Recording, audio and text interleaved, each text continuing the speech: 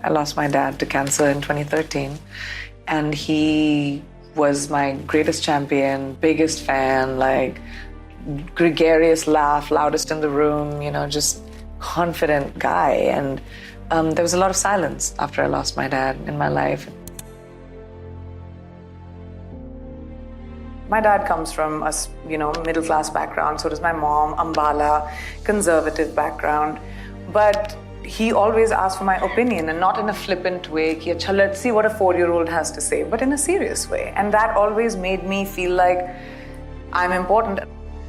I think I was very lucky to have an upbringing where my parents gave me a sense of self, where I was given the ability to make my own choices. I think a lot of girls, especially in our country and many others, their ability to make choices is taken away from them. So I think it's very important for us to raise bold girls, for us to raise girls that push the envelope, for us to invest in the girls in our communities, in our countries, because once a girl stands on her own feet, she not just takes her family forward, she takes her community forward, which in part takes the country forward. I thought that my new life and this industry and my career was the most important thing. But family is, and the people around you are. And having a support system that makes you want to step forward every single day in this difficult ride called life, and that just makes it easier. I'm not someone who walks around with the ego. I believe in hard work, and I think only your work can speak for itself. So I used to walk in, I took meetings, I did auditions, and I got smaller roles, and I made them bigger and bigger and bigger, and slowly it took time to be able to get to this place. I wish I hadn't beaten myself up as much as I did. When you're young, you feel like one failure is the end of your life, or one breakup, or one friendship, or one fight. You feel like you can never come back from that. And I am a very intense person in general. I'm very sentimental, I'm emotional, so everything affects me. Energies affect me. If I've hurt someone, it affects me, if by deliberately or by mistake. So I think I used to really beat myself up when something went wrong or when I didn't get an opportunity. It's my fault, I must have done something wrong. And I would like to tell my younger 19, 20-year-old self that life is all hills and valleys. It's never going to be a smooth road. You will have up, you will have down, but when it's down, you will go up. So when you're up, be prepared for a down, and it's okay. Surround yourself by people that prop you up. Surround yourself by people who are genuinely happy for you. Not all the followers, not like the people who, you think are your friends that you may party with, but the ones that pick up your phone call at 2:00 in the morning. The one when someone is sick in your family that will sit with you for hours overnight. Those are the ones you collect. Those are the ones you remember, and those are the ones you keep for the rest of your life. It makes it easier to have the right people in your life.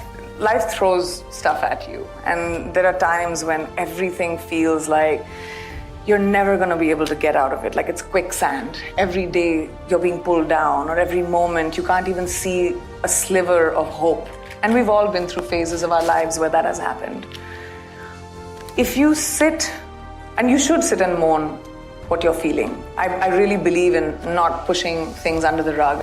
When I first started working here, I think that I did not want to be the check in the box. Normalizing my culture has been a long walk. And there are a few of us that are doing it, and culture should be normalized because children should be exposed to different kinds of culture. Culture is the best teacher in the world. Traveling around the world, meeting different foods that take different forms, languages. So I think that became my quest for a very long time. And I'm doing a lot of work where I want to bring stories that are about my culture, my people, and should be out there. I know that actors, we are the faces on posters, so people give us a lot of credit, but we're standing on the shoulders of almost like 1,000 people that made this show. When we talk about diversity in America, I think we spend a lot of time focusing on what people, different kinds of people who look different, but we don't really focus a lot on how we sound. Diversity is different languages across borders. It's not just skin tones, it's not just features. Not just it English. Is cultures. Yeah, it's not English, it's Hindi, it's Urdu, it's so many different languages around the world. And this is true global diversity that's never really been done before. I do believe that people are meant to be with each other for whatever that duration in your life is supposed to be. And I think that people collide because you're supposed to create on this small, short life that you have, memories that you will take forward, family, and I think that Nick and I had, through our lives, like these weird, enchanted little moments, and but it's lovely now to have found your person. When you're alone and you're dealing with what you're scared of, you can't fight it because it's in your head. And you can't fight what's in your head. But when you talk about it to someone you trust, whether it's your family member, whether it's a loved one, whether it's a therapist, whatever, somehow the power goes away from it. So what I do is I diffuse it. And I don't have the baggage around my feet. I move on and it's done. Just move on. Life is so much easier. You're so heavy, you're never going to be able to rise above the water. You have to let it go to keep your head above water. And I like breathing. Fresh, clean air. I don't think circumstances or your environment can dictate how you feel. They can contribute to it. It's up to you to decide how much you're taking in and how much you're leaving out. This is not something, again, that I knew in my 20s, obviously. I was somehow doing it because I think my parents my family just taught me that resilience of bounce back up. My mom says that to me. She's like, you've always been someone who just bounces up and you're like, oh, it's okay. It was a mistake. I'll try it again.